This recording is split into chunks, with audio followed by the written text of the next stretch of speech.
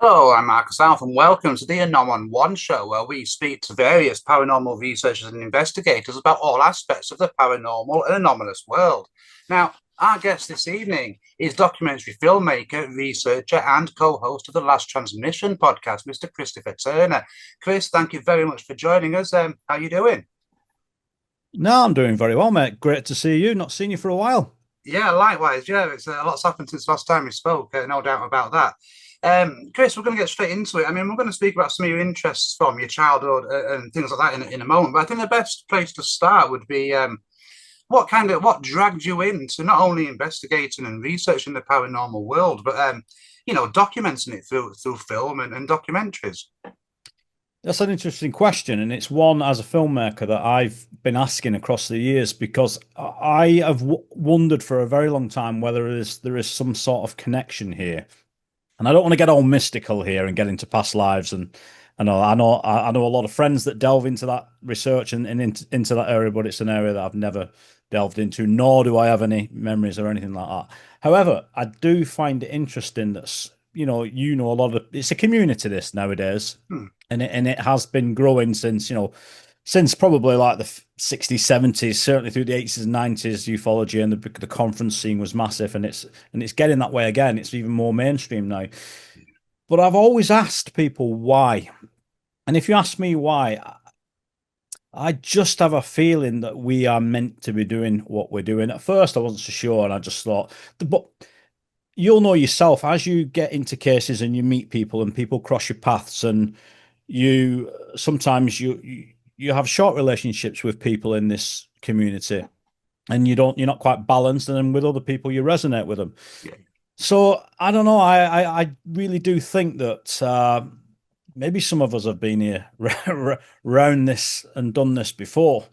Something like that. I just think there's an inner knowing, I think, with a lot of people. And I'm not an experiencer like a lot of people out there in the community, but I do feel, certainly when I was doing some of the darker research, Hmm. in the reptilian stuff, that I was being definitely pushed down a path and making connections and meeting people that I shouldn't really have met. And, you could even argue that we shouldn't even be friends just because they're just, at the time of meeting these people. Remember, I've come from uh, really from mainstream. I was a digital compositor as by trade in the visual effects Right. world. I worked on quite a lot of big, well-known, Doctor Who being one of them, well-known TV shows, just doing the visual effects and things like that.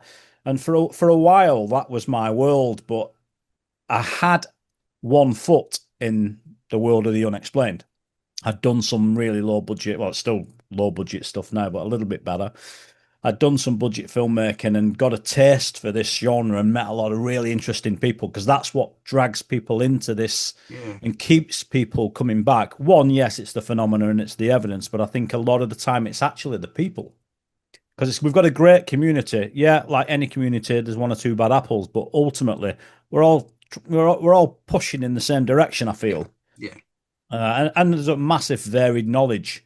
You could even argue that we're going full circle back to the days of Keel and Jacques Vallée and all that sort of ultra terrestrial way of thinking now is certainly the way it seems to be in vogue again, doesn't it? Yeah, it certainly does. Yeah, absolutely. Yeah, I mean, Chris, immediately I picked up on there. You mentioned about connections and things being connected. I mean, it's something that I don't know. I can't say I've had like a moment of clarity, but if I have, it would be that when I first started looking at UFOs, for example, and then I started seeing connections with the hauntings and Bigfoot encounters and things of that nature. Have you found yourself finding the same kind of thing? Like that these things could be all connected. Yes, I think they're connected, but I am not quite there yet, thinking that this is the same. A lot of people think this is the same phenomena. I don't know who coined that phrase. Is it Barry or Steve or it may have been someone else that Could be. uh, is it the same phenomena, different mask? Yeah. And Yeah. I love it's a great analogy, but I don't think we're dealing with one entity here. I really don't. I think a lot of what we're dealing with, I don't know, just randomly, let's pick the Jinn or the Okay. Fae. Very, very similar, actually. Yeah. Yeah, different parts of the world, you might think, but they actually share very common themes.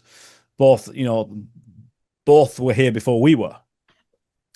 Both of them are connected to the elements. The jinn with uh, not so much water, but the fair connected with all four elements. Yeah, yeah, Uh, both connected with trickery.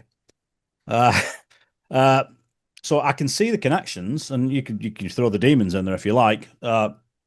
I can see why people are making that connection, yeah, but I think just those two in particular, I feel they're separate from what we might call ET or whatever that is. And you know, I've had some dealings with the love and light community, if you like. We'll call it the new age love and light community. And there's look, I find it fascinating, just equally as fascinating, yeah, particularly Mary Rodwell's work with the kids.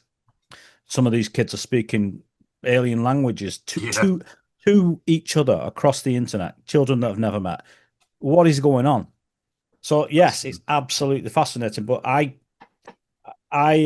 yes, I agree that we shouldn't be trusting anything that we don't know at this point. You wouldn't do it with a human, would you? No, no, no. Across the internet, no, so nor should you be doing it with any other form of entity. However, Absolutely. uh, yeah, I just think there's too many variables here. But look, you'll know yourself, Marcus. You've been in this game a long time. I've been in it getting on 15 years now. Your mind, you can change your mind overnight. Of course, And absolutely. and you know evidence can fall on your lap that Yeah, can make you completely just do a U-turn on things. And I think you can look at some of the big researchers at a lot of them do this. A lot of them don't, but some of the good ones do because they realize that we're learning year on year. There's new stuff coming to the table. Obviously, where disclosure is concerned, how much of that can be mm, yeah, totally. trusted? Very little.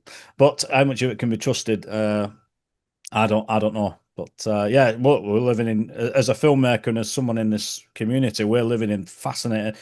You might say once in a lifetime. This century particularly. It's it's going to be an interesting ride. Let's put it that way. Yeah, absolutely. I mean, I completely agree. I mean, there does seem to be, like you say, like a resurgence of interest in this stuff, and just what you were saying there, I have to say, I kind of flip on this a lot too. I do think that there are connections there, but I kind of feel that the connections are more the mechanisms of how these different entities are actually interacting with our world, as opposed to maybe being one specific phenomenon. Agreed. Totally. Absolutely. Yeah. It's a Yeah, mechanism. Yeah. yeah, something there's something there, and as you say, opinions change, evidence comes to light, research happens. So, it is going to be interesting to see where we end up in the next 10, 15, 20 years. You mentioned that you were doing a lot of special effects. I wonder if we could, maybe just like zip back the years and just, when you were growing up, what kind of interest did you have? Were you interested in this, through, whether it be horror films or things of that nature? Are you interested in the paranormal, or is it something you got interested in later on? Yeah, yeah, I was fascinated, but I think I don't know how old you are, but I think are you early 50s, Marcus, so you The late 40s. late 40s, yeah. Yeah, yeah, Well, me too. I'm 50 next year. yeah, But I think I consider us very, very lucky. I think we grew up in that 70s and 80s, yeah, yeah, yeah. a magical time Yeah, yeah. for Pure sci-fi. Americana. And Yeah, and mysteries and I just think the kids today, I think you probably do the same. We can't get them.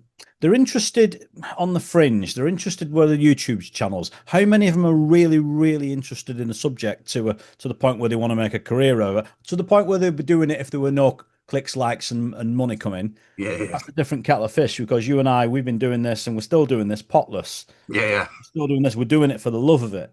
But I think I was fortunate to grow up in a time when we had just things like Buck Rogers, just absolutely fascinated by Lost in Space. And if there's any kids listening to this that haven't watched those shows, apologies, but No, go and watch those them. shows led the way, and they're what you're looking at now. You're just looking at revitalized, and this is why they keep going back to those 70s and 80s for content. And in particular, V, I remember V Yeah, yeah, in the 80s was a show that I watched and was absolutely all the kids were absolutely glued to that. And we didn't have, although there was a lot of amazing shows on, we weren't overwhelmed with it like I think we are now. I think there's almost too much choice now, and these kids, young kids, have grown up with this now. Like it's just been there always. Yeah, Whereas for us, it was like, wow, there's a show on and it's on a Friday or it's on a new, and that was enough. That fascination, that was enough for that fascination to grow. And well, look, whether it was purely that pushed me and you into this direction, into this research, I don't know what it was, but uh, I think you've got to have a really, obviously, I think your home environment is part of this. And although my parents were like a lot of parents, always busy, always out and working, and we were just left to our own devices, uh, they never they never shaped my reality, if you know what I mean. yeah, As kids, I think that again, going back to like Stranger Things set in that 80s era, just a magical time. yeah, I think, but I would say that, but I'm sure the people that grew up in the 60s, they do say the same. But I think that's because there was an element of freedom. yeah. After the war and that next decade later, you got 60s, 70s, and certainly the 80s worth. I think things seemed to be like thriving. Technology was just moving slowly. Just an amazing, amazing time. Yeah, like you say, I think a combination of those programs stimulating your brain and like you say, the technological revolution, I mean, Yeah. that was happening then. I mean, you mentioned V, so this is the perfect way, Chris, to kind of slide into reptilian, what attracted you to reptilian research specifically, and what did you find so interesting about it? Because it is a subject that, some people roll their eyes and go, oh, reptilians, blah, blah, blah, but it is absolutely fascinating once you get stuck into this sort of stuff. So, if you I, talk a little bit about. yeah, I think you'll find now that across the board, I think the reptilian research now, I would say, is up there now, because as you said, it is something. There's something within us, certainly that's just fascinated by it. And Mm, yes, I love the TV show, and it's interesting when you look into why reptilians. Same with They Live, another classic from the 80s. yeah, In the original book, they were reptiles. yeah, So I think I happened to be just watching TV one night and stumbled upon David Icke in an interview, and I can't remember the show. It was either Richard and Judy or one of the This Morning's TV shows, something like that. And I saw that interview and just just something just twigged in me and thought, what is mm, this? This is really interesting. Uh, and then it just went from there. And then the opportunity came up. I had a friend who was really into the research, the guys who were researching back in the day, like Ellis Taylor, Matthew Deleuze. Because don't forget, I'd say certainly in the 90s, there was a massive taboo about the reptilian stuff. I've yeah, got some friends, James Bartley. I think Alex, I'd love to meet Alex Collier, was one of those guys. He's done that famous, don't mention the reptilians yeah, sort of interview that he did. Uh, they were ousted from the community almost. They stopped getting invites to the big conferences because they refused to sort of bow down. And sadly, people like Carla Turner, who sadly passed away. Some people believe that was a bit more sinister than that. She was talking about this stuff. Barbara Bartholic was talking about this stuff. mm, There's definitely a taboo with it, and maybe that's part of what attracted me to it. Because when I started getting involved in it and looking at the research online, a lot of that which has disappeared from YouTube nowadays. yeah, Uh, I was getting told, but you need to be careful looking into this, and they were deadly serious about it. And mm, I sort of took it with a bit of a pinch of salt, but upon delving into this area, it sort of the reptilian research sort of, and it doesn't have to, but it comes hand in hand with a lot of the ritualistic stuff. right, yeah, We won't talk too much about that, but yeah, you have to go down that road, and that's a rabbit hole that you have to go down if you're going to look into this stuff, yeah, because that they're the sort of people and witnesses and people have had encounters in those dark rituals mm, with entities that can be described as reptilian. Now, of course, depending on your standpoint, if you're religious, you might call that Satan. yeah, It's just coincidence he's depicted with scales and horns, of course. yeah, But you get the picture. So yeah, just a fascinating. I think there's also a fascination. I think with me and a lot of researchers with the darker side of this phenomena, because again, when Carla Turner and others like her started talking about the darker side of ET abduction, for example, Yeah. yes, you had the days of the 50s where you had like Paola Harris and the Italian contact cases, which seem really amazing. Yeah. But this, then you've got this horrible dark stuff going on with these entities that are hosting humans and allegedly have some contact with the government. And I can, I don't know whether you can see that, but when I look at it from a broader perspective, like, I mean, don't mention the reptilians I made in 2017, I think. Mm. So it's 8 years ago. So now when I look at it with a broader perspective and I see that taboo has lifted, but I also look at the state of the world, and there's no doubting we're in we're in trouble. The Mm. world is in a very dark place, and I've said it. I said it back then, and I'll say it again. I don't. This isn't the work of man. I don't see man doing this to himself. What's going on across the world? You in whatever area you want to talk about, whether you want to talk about the state of the planet or whether you want to talk about the state of just, I don't know, medicine or whatever it is, Yeah. there is no good coming from this. And certainly with this agenda pushing this transhumanism, that's a very archontic sort of mindset. Mm. Again, an archontic mindset associated with this reptilian force. So whether the reptilian is just the way that this force manifests itself, I happen to think it's more than that. Right. And of course, you have to now start to think very, very seriously that if the government now acknowledging that they have biologicals, which means they have NHI basically, Yeah. alive and dead, whereas the reptilian thing was taboo and off the table, anything's on the table now for me. If you're a Mm. serious researcher and you're still going to get the guys that have made the names, we won't mention any of the big names, but you're still going to get the guys that won't touch this subject. Mm. Some of the ones that I didn't think would touch it are now delving into it because Mm. you have to look at it seriously because the reptilian thing, and very much, I would say you could say the alien grey as an example, or the ant people, it traverses time, so it goes back historically. Yeah. It's threaded throughout hundreds of cultures. So there was always that I had to have a really, really serious look at it. And I think the reptilian research is. I'm now working on the second film at the moment, and I've been for a while. But Mm. it's to get the second film. I wanted to be really about origins. What are the origins of this? And this is where you've got a massive undertaking of research here. Because what I found is you've got to get past this super soldier. I'm not going to call it nonsense, but you know what I'm saying. Yeah.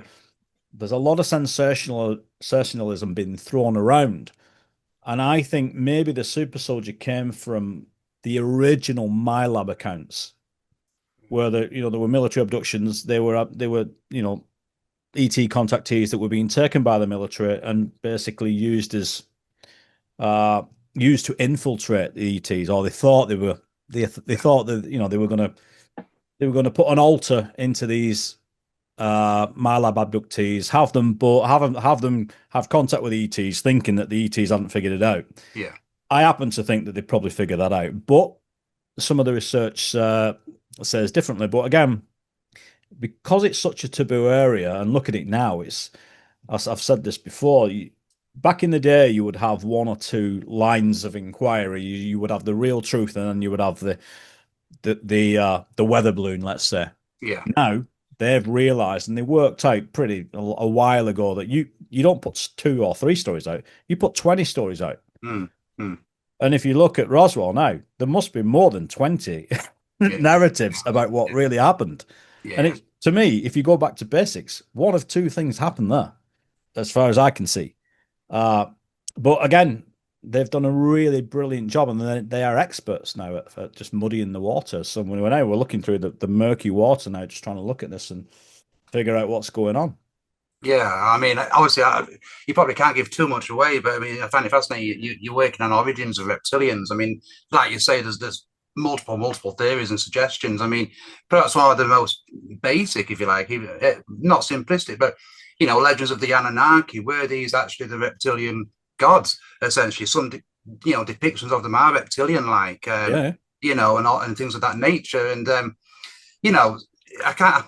I find it fascinating. But the one thing I find fascinating and I've not done as much research as you, but people automatically think, like you say, V when you mention reptilians. But when you look at things like just serpent bloodlines, for example, you could almost be speaking of an indigenous species that's perhaps underground or just away from humanity that have just somehow either interbred or infiltrated humanity that way. And I think that's where David Icke was kind of coming from as well, And what are your thoughts on that? I mean, what are your personal thoughts on the origins without giving too much away, obviously, because you've got a documentary coming out. Yeah, I mean, to be honest, I couldn't give too much away because I think currently investigating that, and I don't think you can take one line of inquiry with this. I think that would be you can't put all your eggs in one basket, with investigation Yeah. of any type. But I think look at Dale Russell, the thought experiment. You're aware of the Dale Oh, Russell yeah, yeah. thought experiment about the what happened if the dinosaurs went Yeah. extinct, what happens if they True went Dawn, I think underground, they were called. Yeah. yeah, and then adapted like we did. Yeah.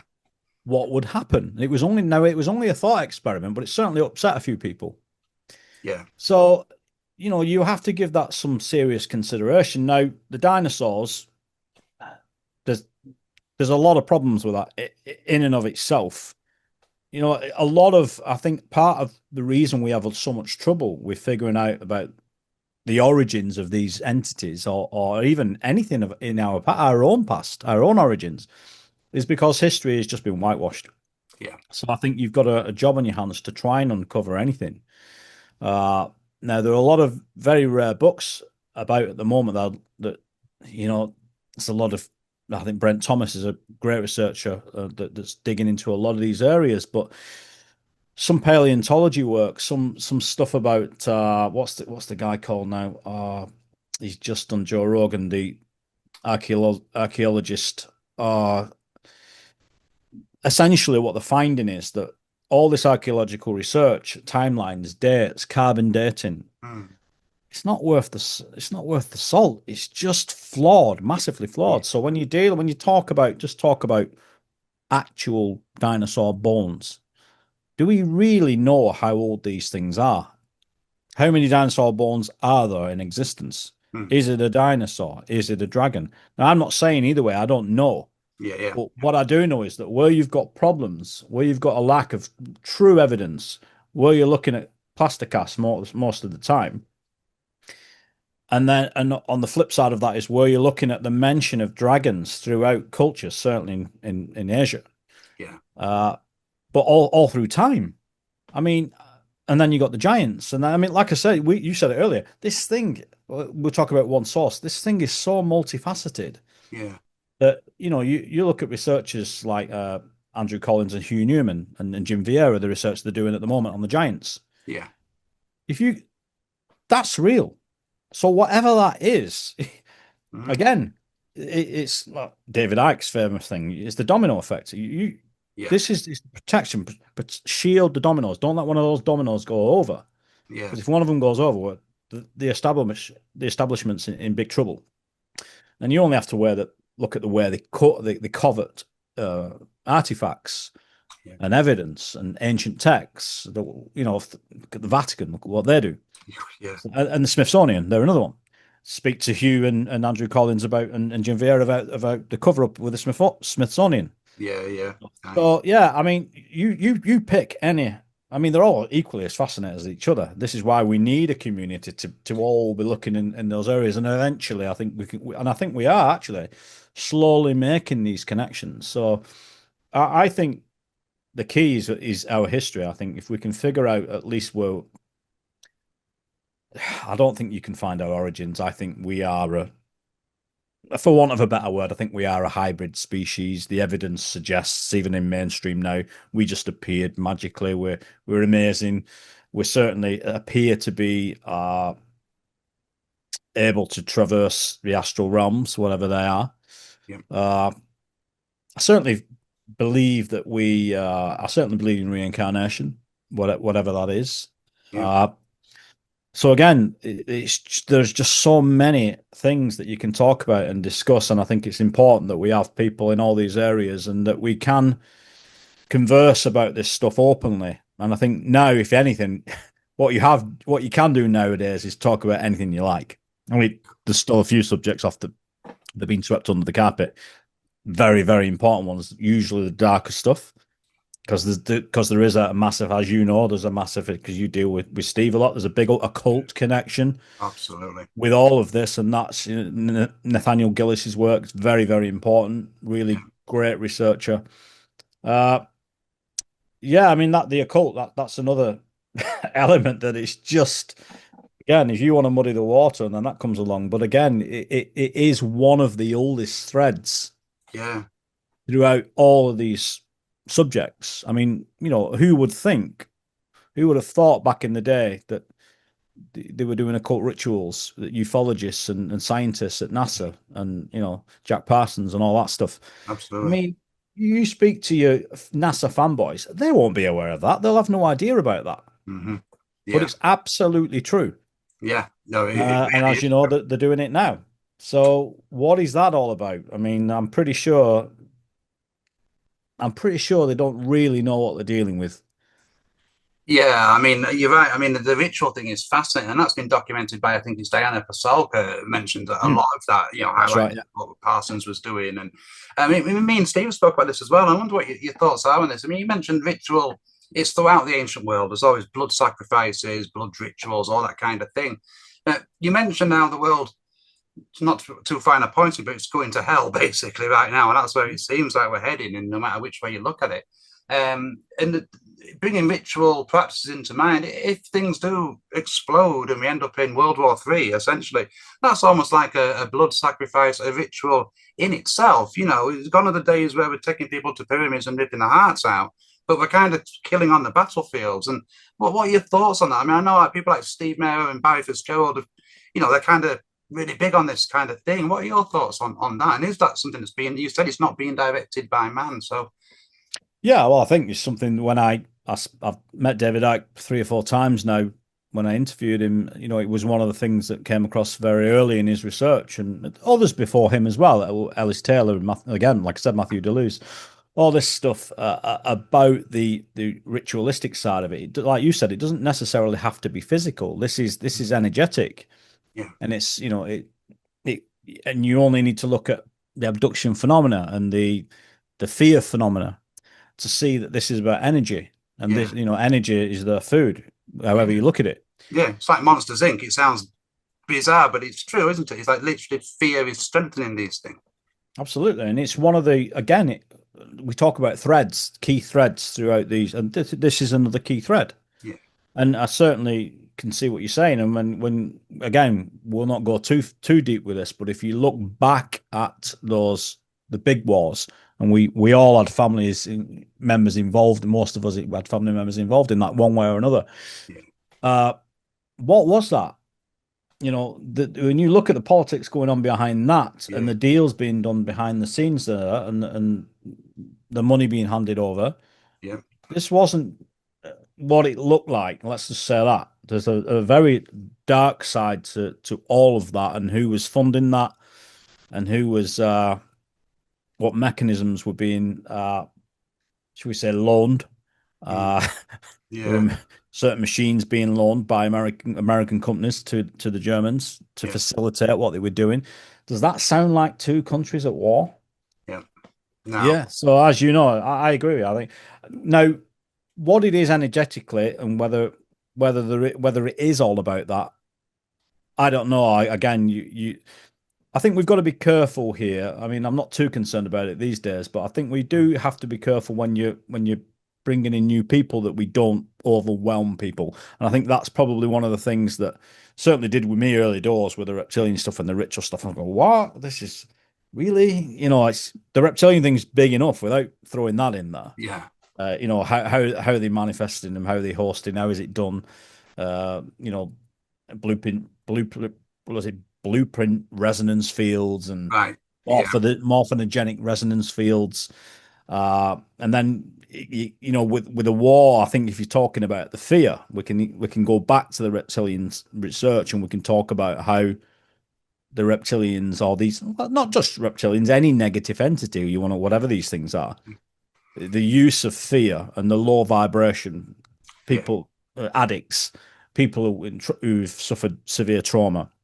Essentially, people vibrating in a very low frequency seem to be whatever these entities are, they seem able to latch on to these people.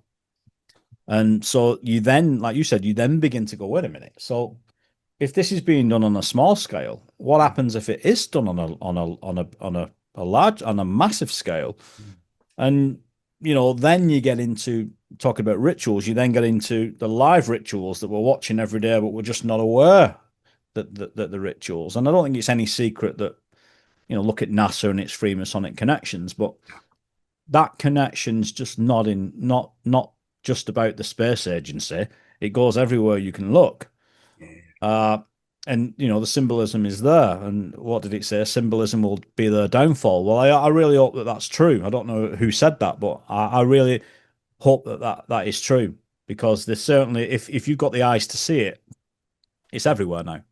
But what I learned in that, I don't know, 2 or 3 year period doing the first reptilian film was that if you get too dark and too deep into this stuff, it can mess with your head a little bit, and it can start pulling you down. So after the first film, it was nice to step back from it. I'll be honest. It was Yeah. nice to step back from it, because there are a lot of researchers that, and all power to them, that were just doing it, just full on. And you need some serious stamina to do that, because it's too much. It's too much for me. I think it's too much for anybody personally, but there are people out there doing it. So all power to them, because we need those people. We need that research to come out. But that's why after the reptilian film, it was great to do the cryptid thing, because it Right. was like, wow, this is like complete. I've been in a dark hole here in my office, doing this, and now the cryptid film was all about getting outdoors into the woods and out. Amazing, really, just traveling and again meeting new witnesses in a subject I never thought I would get involved in. I mean, I can completely imagine. I mean, just want to stick back, just go back to what you were saying there about being in a bit of a dark place.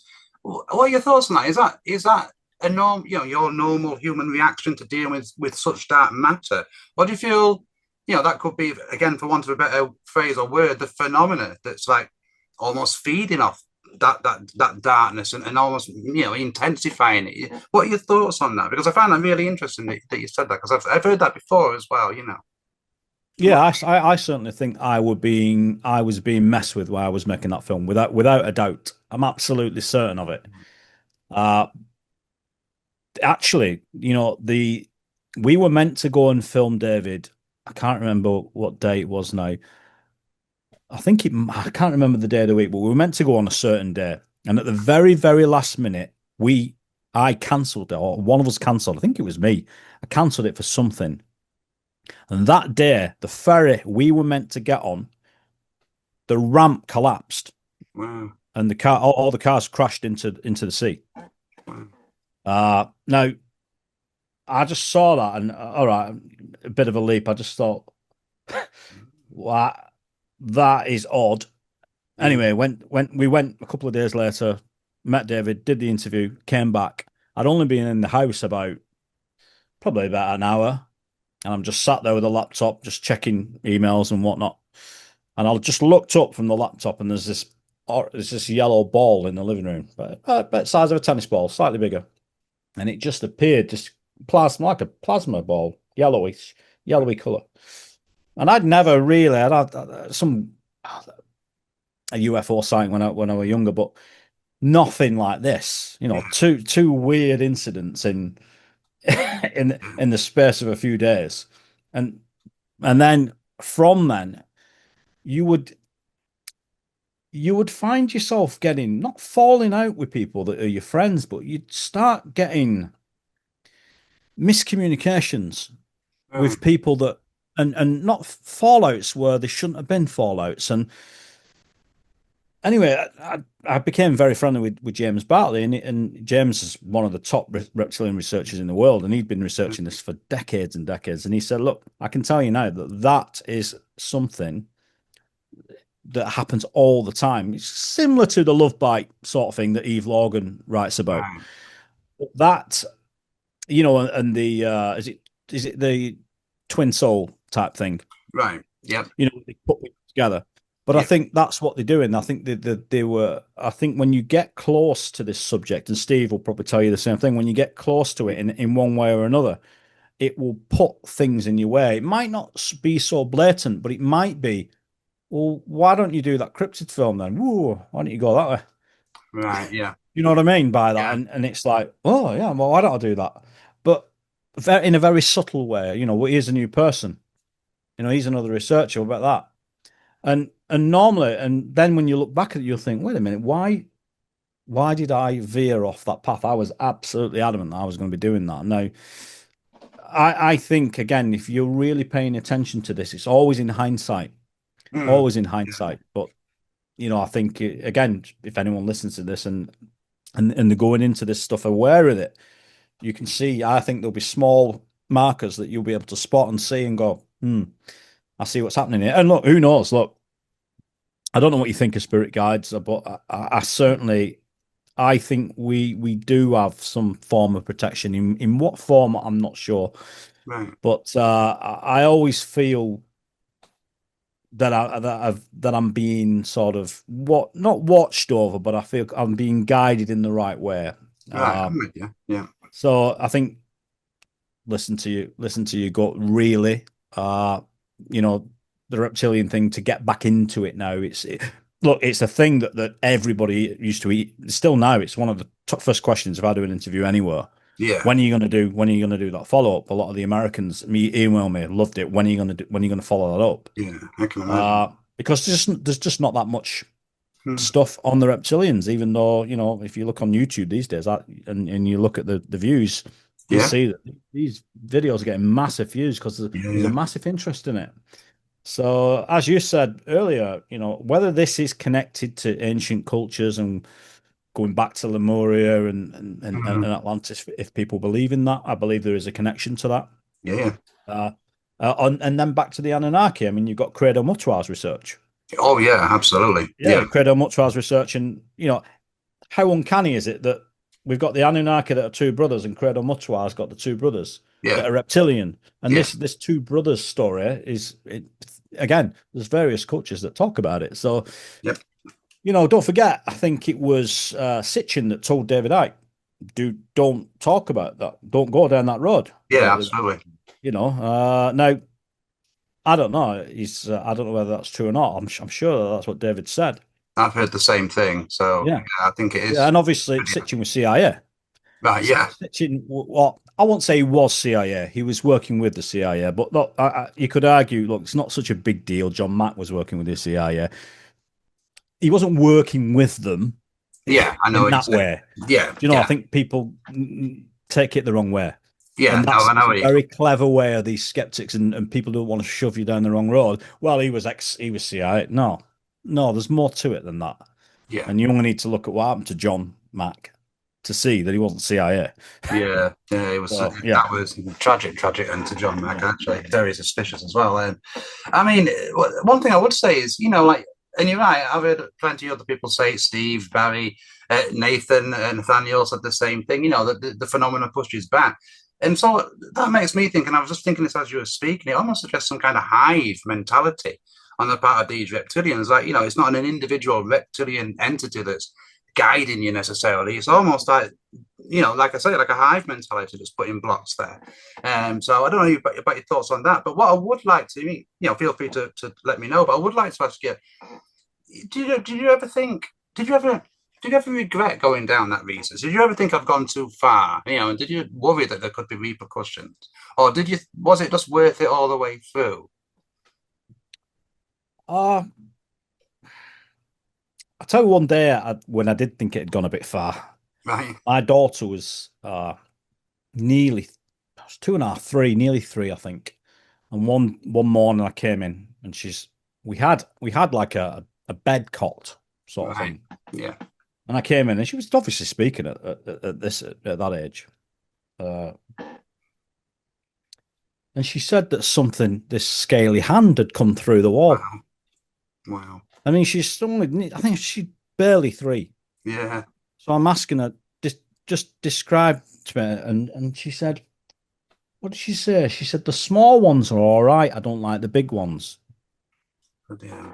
And I just looked at my wife and I mean, for years I didn't talk about this because I just thought this is just too off the wall. Just a, you know, it's just a kid saying it, and I just thought, wait a minute, this Mhm. what a brown scaly hand coming through the wall, Yeah. like what is that?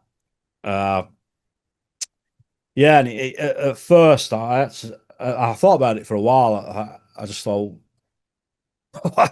what is that? But equally, my wife's said it back in the day, and she says it now that I've got this big cloaked thing that stands next to the bed. Right. Now, I'm not sensitive type at all.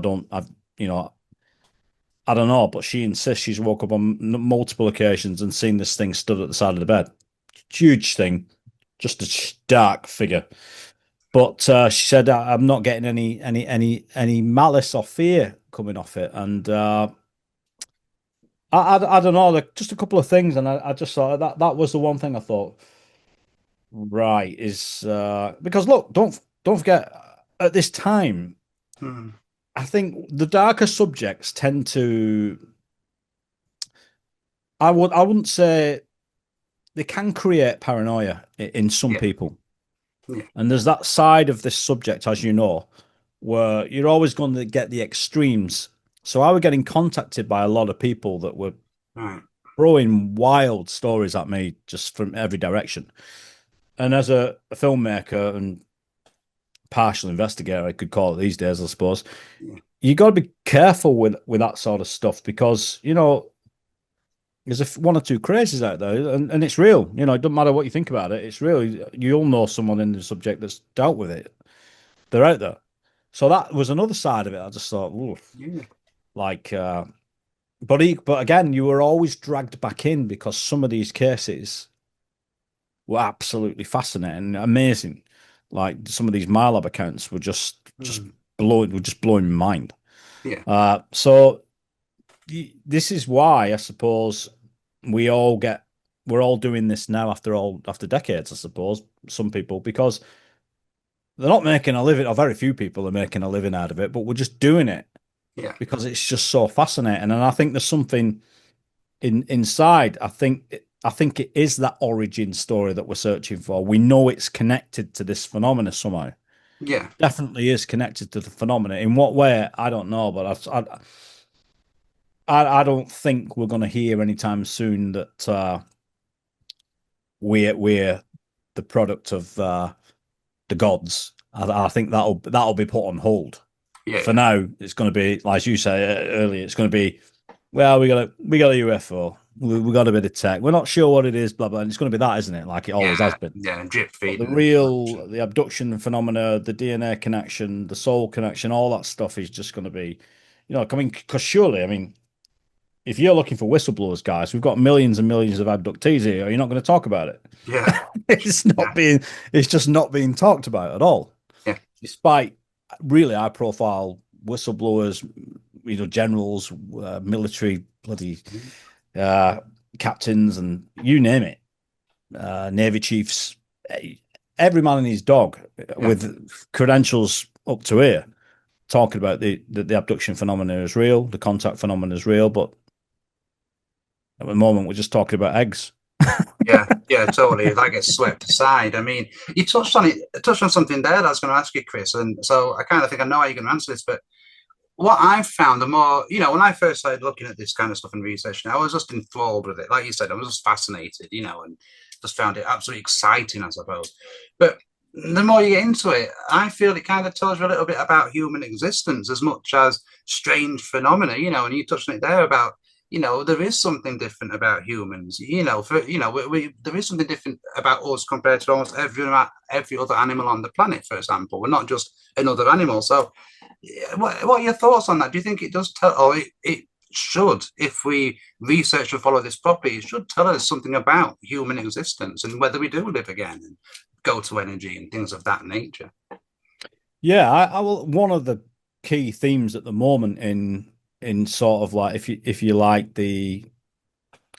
light bringers they would like to call themselves. The Mm. star seeds is probably a better way of putting it. There's a quite a big movement now of people that insist they are under contract TT souls here to bring enlightenment to just to push us into, I don't know, the fifth dimension. Yeah, Now it all sounds a little bit out there, doesn't it? yeah, But equally so does the darker stuff. yeah.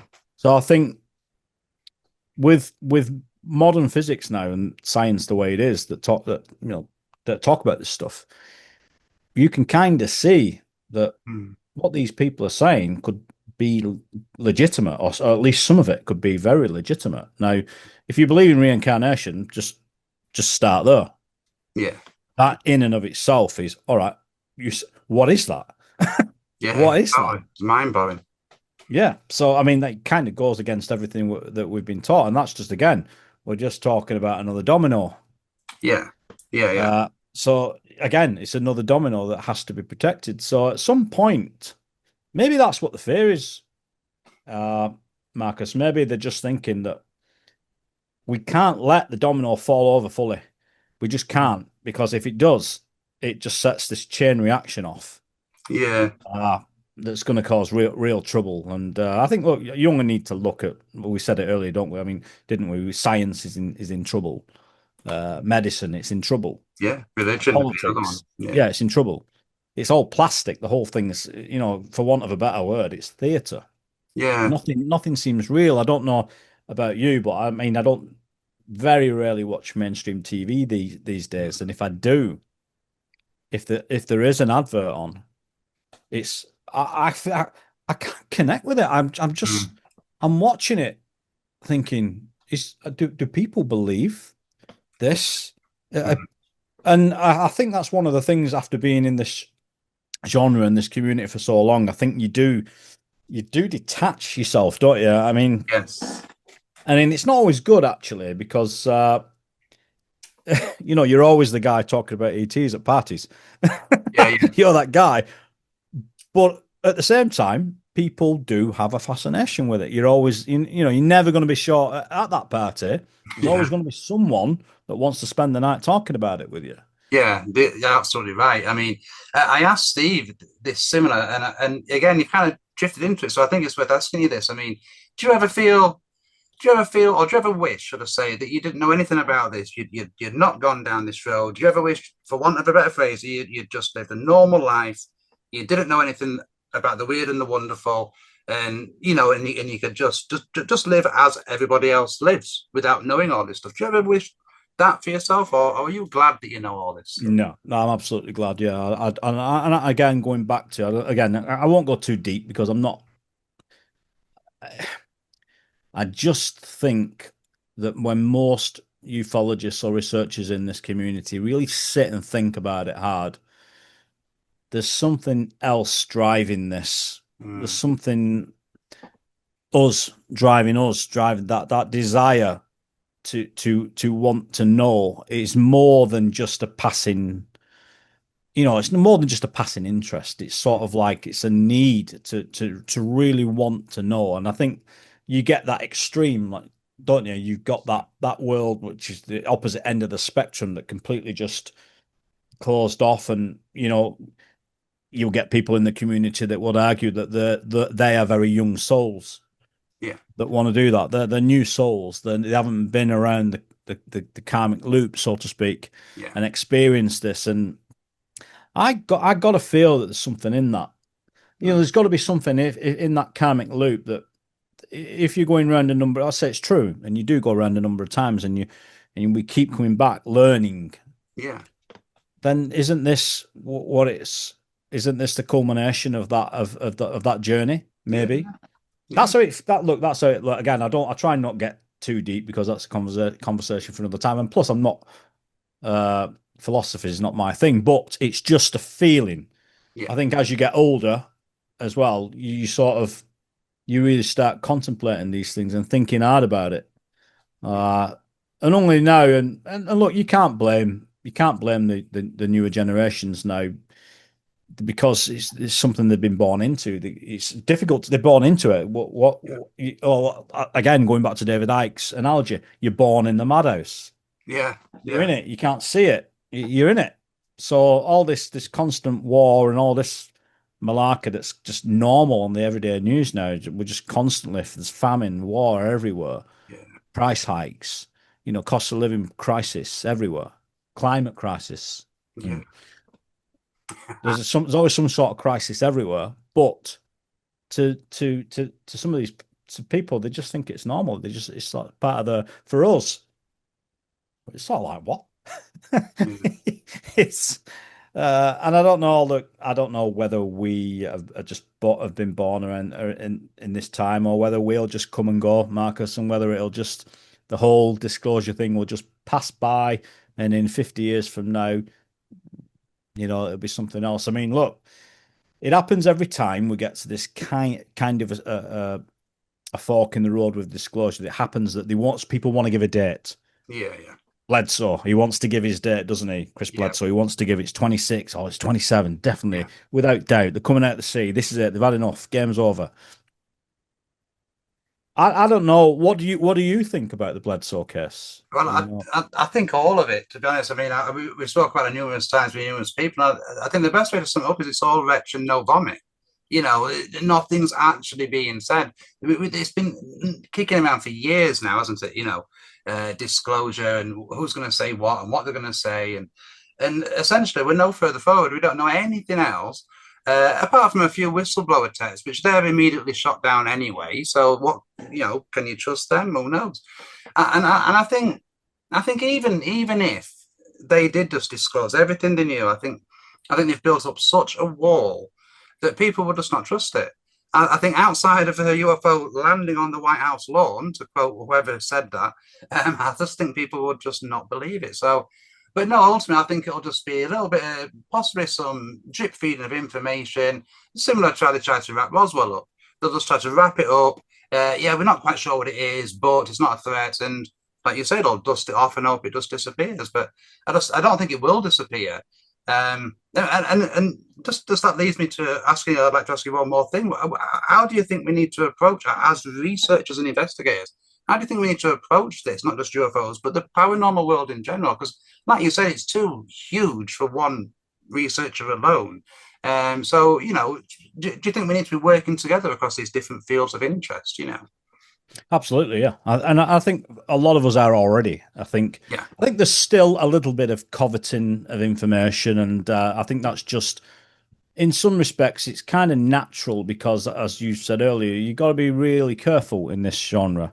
I mm, mean, every genre of who you can trust. I mean, most people in this community are great, yeah, but there's still one or two bad apples. And also now we've got this new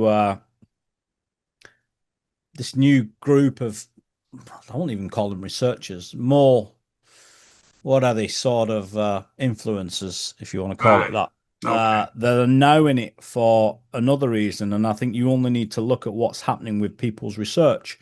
It's just being begged, borrowed, and stealed everywhere, yeah, stolen from everywhere. Sorry, uh, there'll be an account.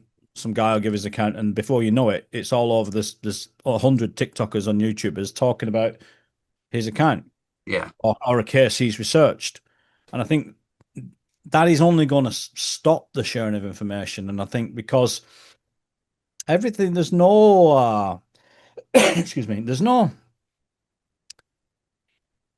still some really great investigators out there, but mm, I think there's a lot of laziness now in the field. I don't know whether you've noticed that. There's a lot of, and look, as the internet grows and we use AI and all the rest of it, great. They are amazing tools. oh There's yeah, no doubt about it. That's not what I'm saying. I'm not saying there's no place for armchair research.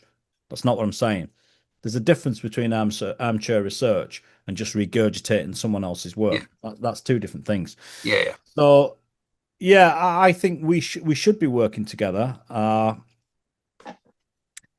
it's so hard, Marcus, now because if you think back in the day when you had I don't know ufologists back in the day like Stanton and all those guys, yeah, yeah, they were dealing with sort of like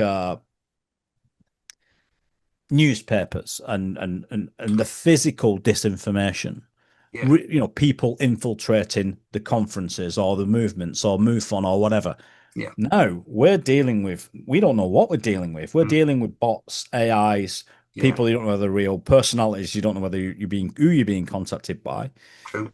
Certainly, since I've been working with Paul, the phone calls are a bit certain. The phone calls are tapped. I'm absolutely certain that we're Right. hearing voices on the phones Right. because of what he's researching up at there. Paul's had multiple warnings, notes under his door, phone calls, messages, Yeah. uh, it- looking into some very sensitive things.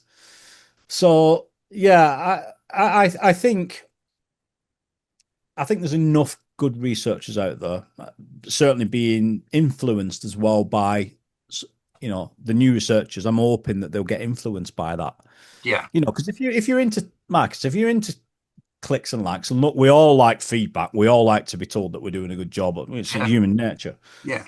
But I've got a couple of young friends that are researchers Yeah. into cryptids and that kind of thing. And they're absolutely really passionate about it. And Right. it's Good. brilliant to see Yeah. Yeah.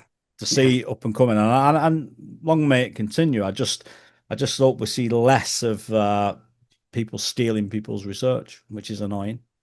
Yeah, I mean, it's like you say. I mean, the internet is an amazing tool, and it has made everything like it's a smaller world. But with that, undoubtedly, you've got just people who are just wanting it to get the 15 minutes of fame, essentially, and they've kind of jumped on that UFO bandwagon, which, yeah, like you say, it just doesn't help anybody really. Um, Chris, it's been fascinating speaking to you. I mean, before we sign off, I mean, what you mentioned you're working on a second reptilian documentary. What else have you got upcoming? I know you're doing the last transmission. Obviously, that's a regular thing. What sort of stuff are you involved with over the next few months? This year, I've got a number of films that I've been working on for a long time, and I think sometimes I said earlier about things getting in the way, paths crossing, Mm, and meeting people, projects coming up. I'll just put that one on hold for a minute and just do that, like you do. yeah, You've probably done it totally. with your writing. I'll put that article Yeah, on hold, or that book, and then I'll just do a little bit of this. yeah, So at the moment, I've got a film with Ellis Taylor that I've nearly finished. That's Ellis Taylor's. It's a film about divining, dowsing, right. sacred energy lines. I've Oh, got Elusive 2 that I'm working on at the moment. okay. I'm due to go with to Scotland with Paul Sinclair to do that. Ben McDowey. We're heading off to Ben McDowey, Oh, and of fantastic. course I'm working on the new film. I'm about to go up and see Paul and finish that off. Actually, Beyond the Veil, it's called. So Right. yeah, if you go on to the Last Transmission channel, you can see the trailers for that stuff there. So yeah, look, there's never enough time, is there? There's just never enough time in the day to get this stuff done. But Really, we just got to keep our heads down and keep going with this. And what I will say is, if you're into this subject and you're relatively new to it, take a step back every now and then. Just have a week off, have a couple of weeks off, and then come yeah. come back because it can get you down a little bit at times. Yeah, I think you're right, and I would definitely advocate. A large glass of red wine and some loud rock music is a good way Yeah, of doing that. And I find myself yeah, doing that regularly, just like you say, to just not be normal, because I hate that phrase, but just to get back to reality. So again, not necessarily the best way to say it, but I completely hear you, and I completely agree. Chris, thank you ever so much. It's been absolutely fascinating speaking to you. I'd love to have you on the Anomaly project as well with Steve at some point in the future if we could yeah, yeah. arrange that. But look, thank you very much. And that this also leads me to thank you guys for joining us. Make sure you leave your thoughts in the comments, follow us on social media, and check out the Anomaly Project podcast.com for updates and articles. And of course, subscribe to our channel. Until next time, goodbye and take care.